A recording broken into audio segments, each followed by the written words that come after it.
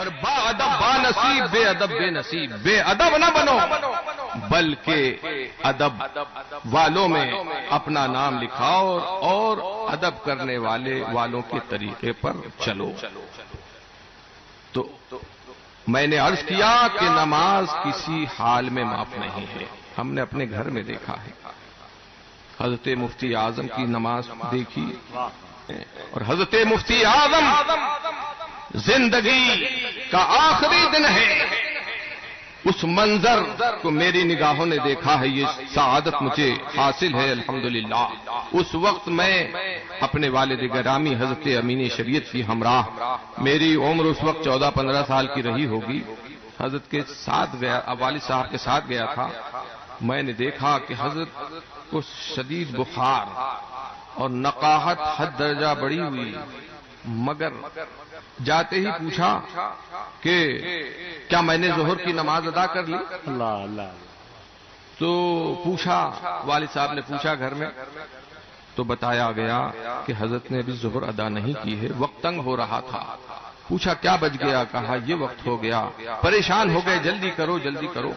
اس کے بعد وضو کرایا گیا، اور اب وضو کرایا کیا گیا، اس بخار کے عالم میں ذرا سوچو، ہم نوجوان کوئی تکلیف ہو جائے، نماز نیند آ رہی ہے نماز قربان ہے، سر میں درد ہو گیا نماز قربان، کوئی تکلیف ہو گئی چھوٹی موٹی نماز سے غافل ہو گئے، مگر اللہ اللہ زندگی کا آخری دن ہے، بڑھاپے کا یہ عالم کہ 92 سال کی عمر ہے، نقاہت حد درجہ ہے، 102 103 بخار ہے، شدید نزلہ ہے، طبیعت بے چین و بے قرار ہے، مگر اللہ اللہ یہ کیسے نمازی ہے کہ زندگی بھر نمازیں پڑھی ہیں، پوری احتیاط سے پڑھی ہیں، بیماری میں بھی پڑھی ہے، صحت میں بھی پڑھی ہے، گھر میں بھی پڑھی ہے اور سفر میں بھی پڑھی ہے، مگر اس وقت بھی کیسی نماز کی بے چینی ہے۔ اور اب وضو کے لیے جب تیاری کر رہے ہیں، کسی نے کہا، بلکہ والد صاحب نے کہا کہ حضرت پانی میں ڈال دیں،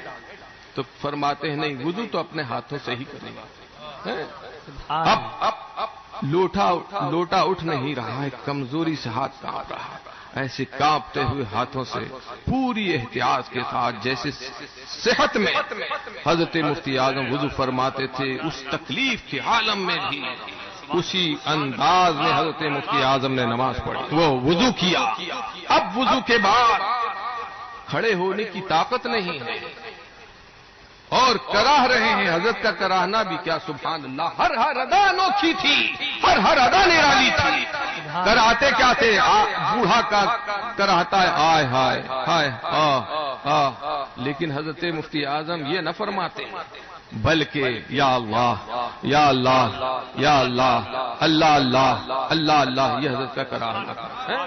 تو کہا، پھر اٹھنا چاہتے ہیں، دیکھنے والوں نے دیکھا کہ حضرت کھڑے ہونا چاہتے ہیں، عرض کیا حضور بیٹھ کر نماز پڑھ لیں، فرمایا نہیں، فرض تو کھڑے ہو کر ہی پڑھوں گا۔ سبحان اللہ۔ اب سہارا دیا گیا، سہارے سے کھڑا کیا گیا، اور ابا نے کہا، والد بزرگوار نے، کہ کچھ افریقی طالب علم تھے، مولانا عبدالہادی اور دوسرا کوئی نام مجھے یاد نہیں آ رہا ہے، وہ تھے، ان سے کہا کہ آپ لوگ خیال رکھیے، دائیں بائیں یا پیچھے کو حضرت کا جسم جھکے تو سہارا دو۔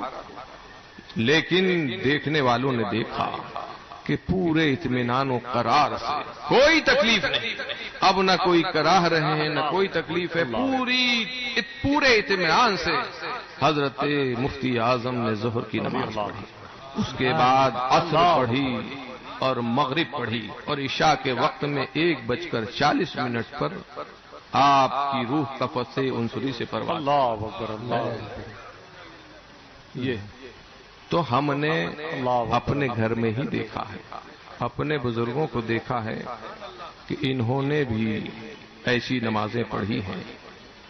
تو رب تبارک و تعالی ہمیں توفیق عمل عطا فرمائے، آمین آمین۔ تو نمازوں کی ادائیگی کا خیال رکھیے اور اپنے امام کے پیچھے نماز سبحان اللہ۔